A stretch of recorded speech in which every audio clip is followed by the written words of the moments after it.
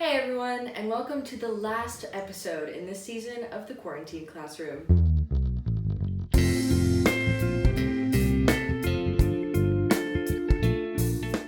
Today we're going to look at DNA fingerprinting and a crime that occurred regarding the brownies I made when I was really bored at 2 a.m. So the other night I was baking brownies and I left them on the stove to cool for a little bit before I iced them because I needed something to keep my spirits up during finals this week.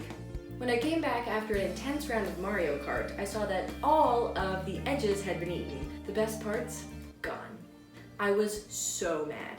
No one was fessing up to it, and the only witness there was my cat Taco, who is pretty useless as a witness, and honestly, he eats everything, so I wouldn't be surprised if it was him that did it anyways. I decided to break out my genetics knowledge to flex on my family a little bit, to see who ripped my happiness away from me. There was some hair left at the scene that I could use as DNA evidence, so I got to work right in the middle of our kitchen. I took the data from everyone's DNA and made a really nice visual for everyone to really embarrass whoever took them and deter brownie thieves in the future. For DNA analysis, both of the bands have to match the sample for me to be able to accuse them. For Locus 1, Taco and I matched the banding pattern of sample 1, and Loki and my dad matched the banding pattern of sample 2.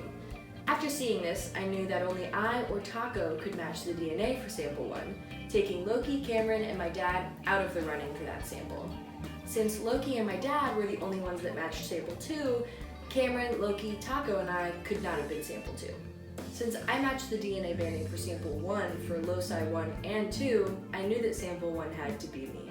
Sample 2 banding patterns matched Loki for both loci, and that was the moment I knew. My own fur baby had betrayed me.